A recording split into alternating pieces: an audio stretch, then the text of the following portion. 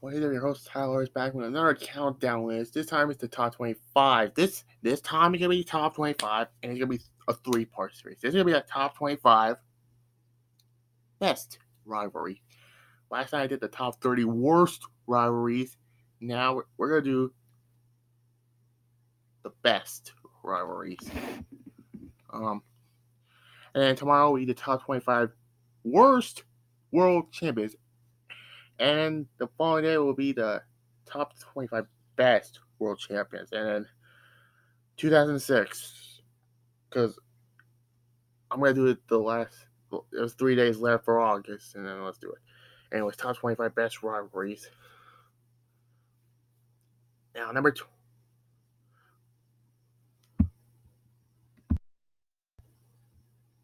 25. It's gonna be shocked.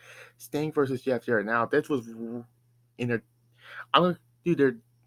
They have a mini feud in WCW because right after Sting got that horrible feud with Vampiro, you already know I already did that. Now, Sting went on to feud with Jeff Jarrett because Jarrett was mocking Sting the week leading up to Halloween, which was for the week leading up to Halloween Havoc, which was a decent little match. But then I'm talking about the feud in TNA because Sting made his debut at Final Resolution. I'll get to that when I do 2006, don't worry. And him and Christian beat Jarrett and Money Brown. Then Sting disappears. Wasn't at the next pay-per-view against the Odds, but Jarrett lost his NWA TNA World to Christian. But then Destination X, Sting comes back as Steve Borden, basically. And then him and Sting and Jarrett were captains in the Lethal Lockdown match.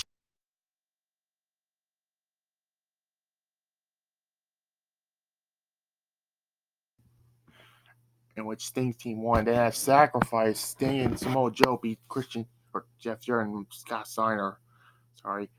And then the feud continued in Slammiversary, which Jarrett won the King of the Mountain match, featuring Christian, R-Truth, or Ron Killings, and Abyss.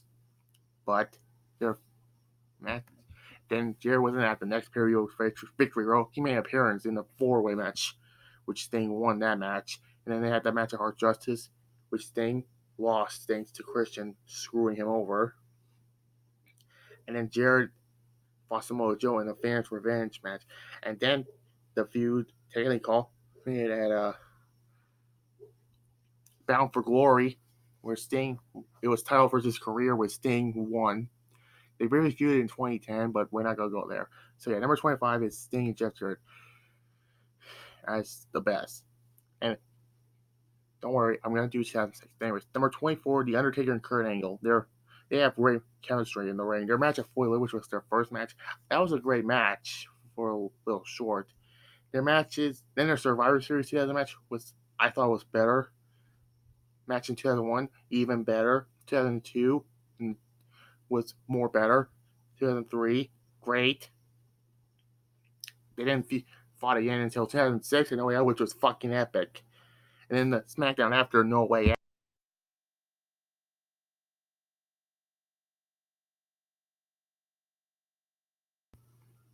which was another great match. So yeah, number 24, Undertaker and Kurt Angle. Number 20, number 23, Roman Reigns and Braun Strowman. Now their feud started after in that No DQ match when Braun screwed Roman in that Universal match at the Rumble. Their match had them in a Fastlane, which honestly they could have saved that for WrestleMania that year, but Roman won, and then he fought the Undertaker, which was I have to say the worst main event in WrestleMania history. But we're not gonna go there. That's another dishonorable match in Roman and the Undertaker, but they only have one match, so I can't do that. They feuded at Payback where Braun beat Roman. The feud was held for a month when Braun got hurt. Then they had that ambulance match, which it was originally supposed to be at Extreme Rules, but Evan had great balls of fire, which was the only two matches on that card, by the way. Braun won, and then Roman attempts to kill him. Fatality, basically, but Braun said, fuck you, I'm not. You. Then they were in the SummerSlam Fatal 4 match, which Brock won, whatever. And the feud was halted originally supposed to be at TLC, but Roman got sick. They briefly fought inside the Elimination Chamber match, the men's chamber match at the Elimination Chamber preview, which Roman won. Then the feud holding until Hell in a Cell when Braun turned heel after Roman won the belt. And of course, Brock has to ruin everything. And I wish they would have done it at WrestleMania. I wish Roman never, if Roman never had the leukemia, I wish Roman and Braun faced at WrestleMania this year. And then AJ and Seth for the WWE Championship. So, anyways, that's number 23, Roman Reigns and Braun joined. Number 22, now I know you're going to say, why? I count this as a rivalry, Goldberg and Chris Jericho. Because this was started after Goldberg came to WWE, right after Backlash, after he beat The Rock. Chris Jericho, first highlight reel, I think, where he introduced Goldberg, and then the feud didn't start until Chris Jericho had Lance Storm try to run down Goldberg. Which, yeah, Goldberg destroyed Lance Storm basically, saying who did it, and then Lance Storm saying it was Jericho. And then the feud started because he challenged him to a match at Bad Blood, which was a fun match. At Bad Blood 2003 was the first Raw pay-per-view. 2003 was really good. Then they had in the elimination match, which Goldberg should have won. It still bothered me 16 years later, but then their final match was on episode Raw right after Unforgiven when Goldberg beat him for the world to retain his World Heavyweight Championship at that time. So number 22 is Goldberg and Chris Jericho. Number 21, another Goldberg. Goldberg's again on the show. Goldberg and Scott Steiner. They're feuding WCW. Freaking crazy match at Fall Brawl. Which was the best show in 2000 WCW. That's not saying a whole lot. Well, I said Spring Stampede. Spring Stampede was a decent show. Slammer was another decent show. Bash of the Beach was, I kind of liked it. Fall Brawl was decent, and Starcade was actually not bad.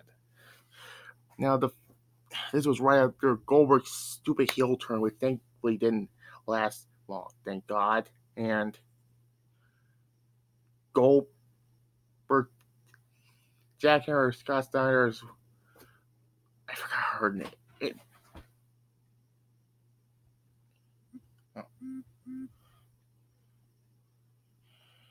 Medeja, I think. Yeah.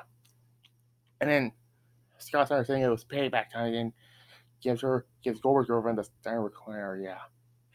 And then the match at Fall Brawl, which I wish they would have a match at Starcade. Like Roman and Braun, I wish they would continue to have their match at Starcade, where it's when Goldberg won the belt. And then happened. Number 21 is Goldberg and Scott Steiner. Number 20, Stone Cold Steve Austin and Kurt Angle in 2001. The Invasion angle.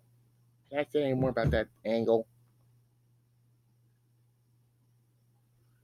Well, Steve Austin, what's the WWF champion? He should be on my best list. I'm not gonna spoil who's on the way. Anyways, Steve Austin turns on Team WWF and joins the Alliance at Invasion, which was why. Then they had the match at SummerSlam, which Angle won by DQ because the Alliance referee Nick Patrick called for the bell. Then they hold Austin Appreciation Night, and yeah, and it was interrupted when Kurt Angle sprayed milk. Yeah, so yeah. And they had a match at Unforgiven when Kurt Angle won the belt, but his reign was short-lived because Austin won it back. But it was a good feud in 2001. Austin and Kurt Angle, number 20. Number 19, The Undertaker and Shawn Michaels.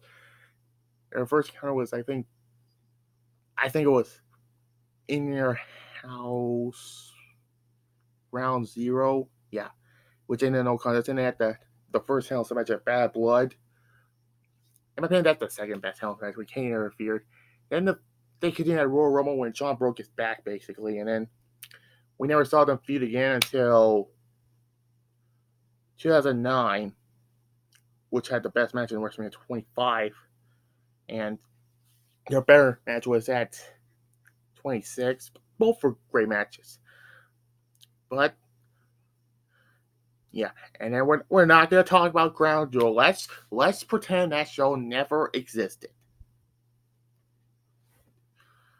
So number 19, Undertaker and Shawn Michaels. Number 18, Triple H and Batista in 2005. It's a fun fact. Go back to my 2005 year in review.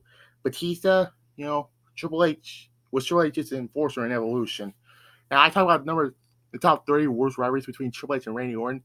Batista and Triple H had better matches than Randy and Triple H.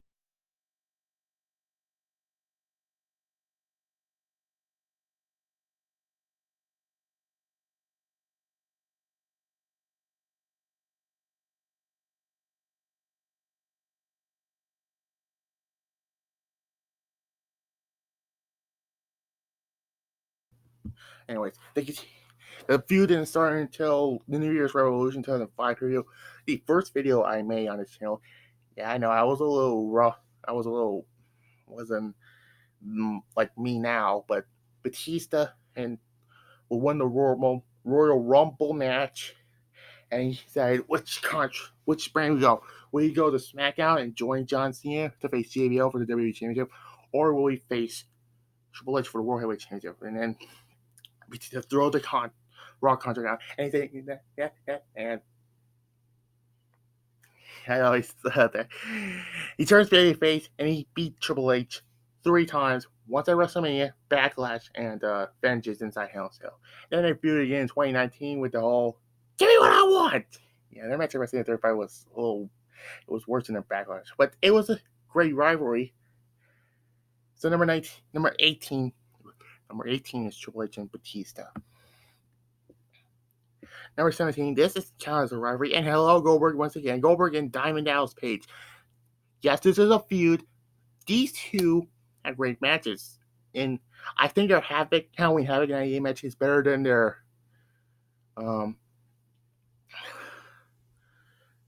Fall Brawl 99 match, but their feud, because DP won the War Games, DP and Goldberg were face and face. In my opinion, with Halloween Havoc 98, well, that's a good period, besides the Hogan Warrior match. The first time I ever gave a negative rating on my channel. But this was a fucking epic match. Then they feuded again in the following year at Fall Brawl, which was the best match on that show. That show sucked. But this feud was really good. Goldberg and Diamond Dallas Page was the best feud in WCW in their dying days, except for Goldberg and Scott Steiner. But Goldberg DP give Goldberg his best matches, basically. Number 17 was Goldberg and Diamond Dallas Page. Number 16, this is, you count as it, but anyway, this is a TNA feud. I don't know why, but it's AJ Styles and Sting. They have a feud at Turning Point, which was a good main event. And then they feuded again in 09 when AJ won the TNA title at No Surrender 2009. And him and Sting feuded. It was supposed to be Sting's last match, but retirements don't mean anything in wrestling. And Sting puts AJ Styles over, and they never feuded after that. But it was a great rivalry for Sting to put over the younger guy.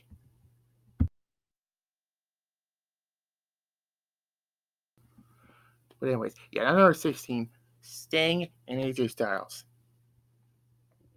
Now I'm gonna stop right here. Number 15, Triple H and The Undertaker. You're expecting this to be a little higher, but the only reason I didn't put this higher is because their Super Showdown match. Their match at Super Showdown last year was mediocre. It was not the worst match I've seen, but anyways. Triple H and The Undertaker, their first encounter on pay-per-view was WrestleMania 17, that freaking epic WrestleMania. Then they were in obviously teams when Austin was the heel. What was the two-man power trip versus the Bros Resurrection at Backlash 2001. A good main event. They didn't feud again until 2002 at King of Ring 2002. Well, the Insurrection 2002 actually, which nobody in the US didn't see, but they have a good match there. And their match at King of Ring 2002 somewhat decent, but then they didn't feud again until Triple H and Undertaker went on separate brands. They didn't feud again until WrestleMania 27, which was the best match on that bad show. And their Hell in a Cell, which I wish there would have been their final match as opponents, but But Undertaker and Triple H have freaking epic match with Shawn as the referee. And they did the whole last time ever crap, which we're not going to mention Crown Jewel. Oh, okay. So that's part 1. I don't want to make them an hour, basically. So yeah, see you for part 2.